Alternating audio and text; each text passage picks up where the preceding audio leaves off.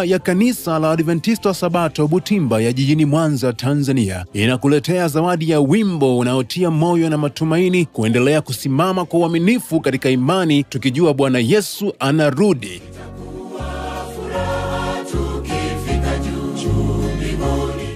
Ni ombi letu ujumbe huu ufungue moyo wako na kukukumbusha ahadi iliyo kuu ya marejeo ya Yesu Kristo, na usikie ndani yako shauku ya kujiandaa kuonana na Mwokozi wetu ajaye. Jitahidi uwepo juu mbinguni.